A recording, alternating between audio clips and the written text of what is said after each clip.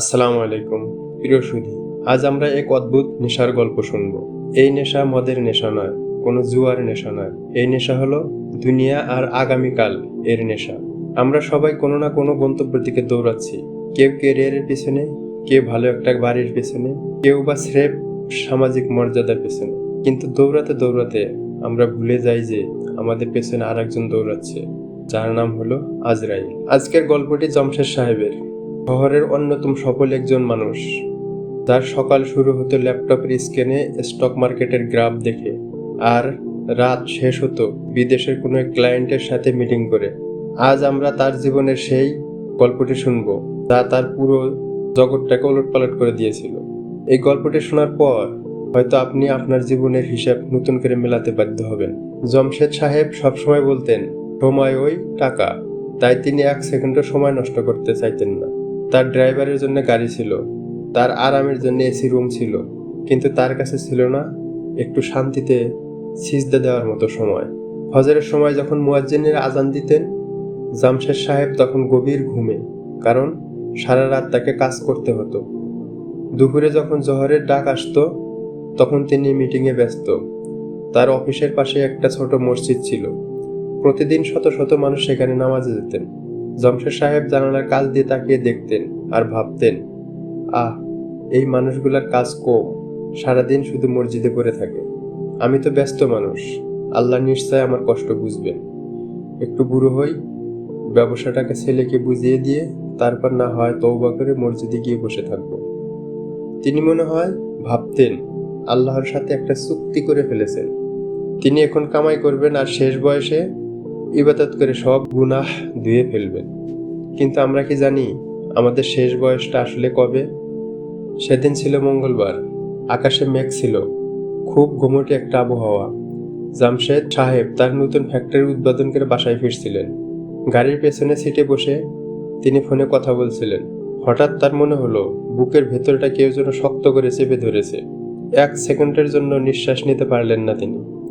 ড্রাইভারকে বললেন, গাড়ি থামাও, আমার খুব খারাপ লাগছে। ড্রাইভার গাড়ি থামালো। জামশেদ সাহেব জানালার কাঁচটা নামিয়ে দিলেন। বাইরের বাতাস তার নাকে লাগছে, কিন্তু ফুসফুস যেন সেই বাতাস টেনে নিতে পারছে না। তিনি দেখলেন তার গাড়িটা রাস্তায় পড়ে আছে। ফুটপাত দিয়ে একটা ভিখারি গান গাইতে গাইতে যাচ্ছেন। জামশেদ সাহেবের মনে হলো এই ভিখারিটা এখন তার চেয়ে কত বেশি সুখী, কারণ সে অন্তত বুক ভরে নিঃশ্বাস নিতে পারছে। মৃত্যুর একদম কাছে চলে গেলে মানুষের স্মৃতিশক্তি খুব প্রখর হয়ে যায়। জামশেদ সাহেব চোখের সামনে তার শৈশব, তার মা বাবা, তার ফেলে আসা দিনগুলোর একটা সিনেমার মতো ঘুরতে লাগলো।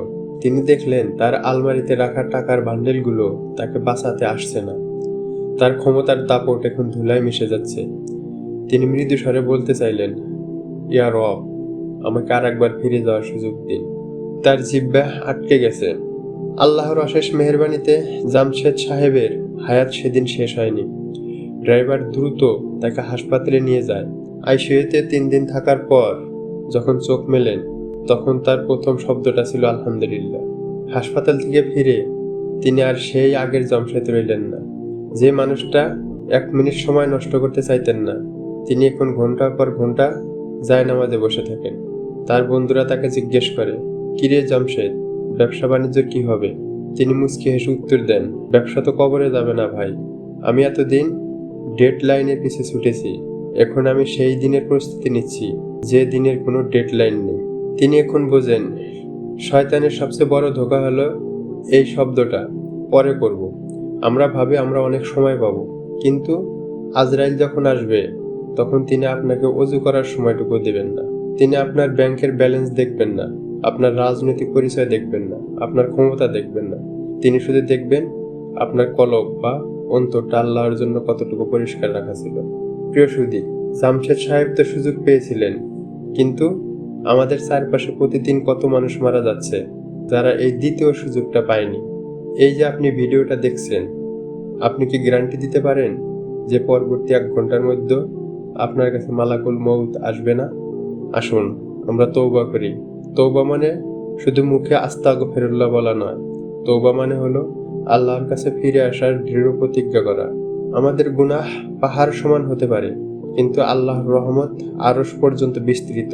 আজ এই ভিডিও শেষ করার পর মোবাইলটা রেখে দিয়ে একবার জায়নামাজে দাঁড়ান, 2 রাকাত নামাজ পড়ুন, পরে আল্লাহর কাছে প্রাণ খুলে কাঁদুন।